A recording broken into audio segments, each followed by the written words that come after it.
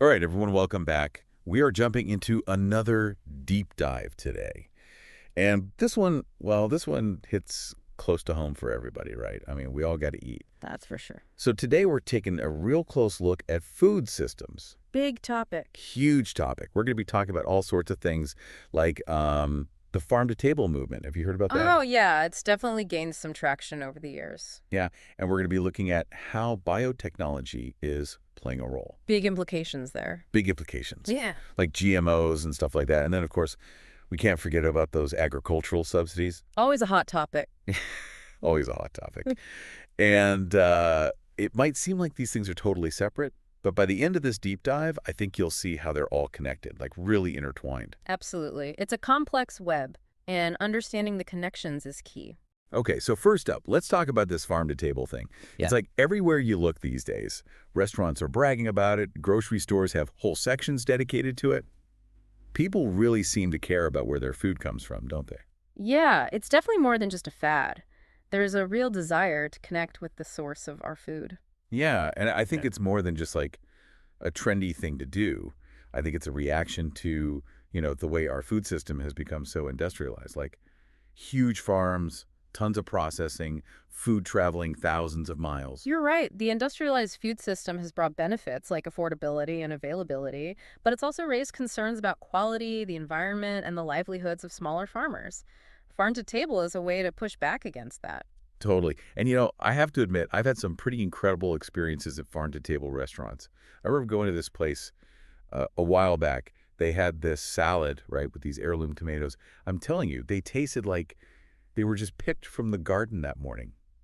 It was like biting into pure sunshine. That's a great example of what farm to table is all about: freshness, seasonality, and really tasting the difference. Yeah, exactly. But here's the thing, and maybe you can speak to this a little bit.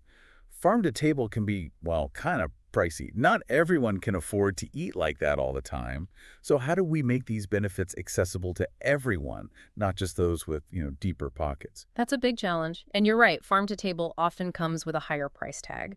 Smaller farms don't have the same economies of scale as larger operations. And things like organic practices, which are great for the environment and often taste better, can mean lower yields. Yeah, that makes sense. So finding ways to make farm to table more affordable is crucial, maybe through things like community-supported agriculture programs or creative distribution models. Interesting. Okay, well, let's shift gears a bit and talk about agricultural biotechnology. Now, this is one where things can get a little, how do I put it? Complicated. Yeah, a little complicated, especially when you start talking about GMOs, Yeah. genetically modified organisms. I know the idea is to boost crop yields and make food production more efficient, but I think a lot of people are still kind of wary of it. Rightfully so. It's a powerful technology, and with great power comes great responsibility, right? Exactly. So can you kind of break it down for us? How does this stuff actually work and what's the potential? Well, imagine you could take a rice plant and modify its genes so it can grow in salty water. That could open up millions of acres of land that were previously unusable for farming. Whoa, that's pretty amazing. Yeah. Or think about developing crops that are resistant to pests or diseases. That could mean less reliance on pesticides and higher yields. So it's like giving these plants superpowers or something. It's almost like that. We're giving them genetic tools to thrive in challenging conditions. But let's be real. There are concerns, right? People worry about the safety of GMOs, about the long-term effects on our health and the environment. What do you say to that? Those are valid concerns, and we absolutely need to address them.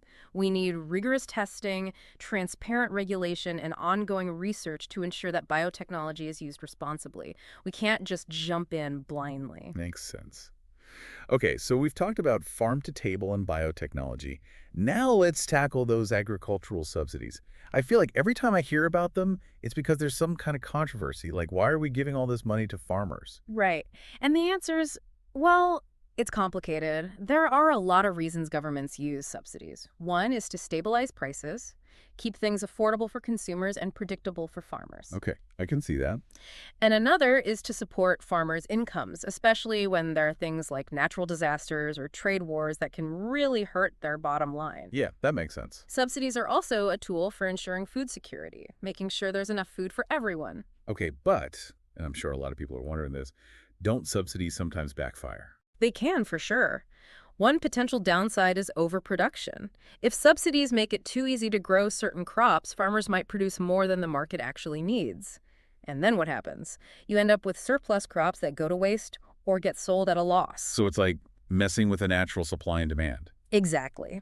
Subsidies can also distort global trade. If one country heavily subsidizes its farmers, it can make it hard for farmers in other countries to compete. And then there are environmental concerns. Some subsidies might unintentionally encourage practices that aren't sustainable, like using too much water or fertilizer. It sounds like there's a lot to consider. So where does this all leave us? I mean, we've got farm to table, biotechnology, subsidies. It's kind of a tangled web, isn't it? It is. But the good news is, understanding these connections helps us see the big picture. So what can we as, regular people actually do about all of this? Well, we can become more conscious consumers, support local farms, choose sustainably produced foods, and be willing to pay a little more for quality. We can advocate for policies that promote a more just and environmentally sound food system. And maybe even do a little research ourselves, right? Exactly. The more we know, the better choices we can make. That's a great point. So the next time you're at the grocery store or deciding where to eat, think about the journey your food took to get there. And think about how the choices you make can help shape the future of food for everyone. Because we all deserve access to healthy, affordable, and sustainable food. Couldn't have said it better myself. Well, that's about all the time we have for today's deep dive. Thanks for joining us. It's been a pleasure. And until next time, keep asking questions and exploring the world around you.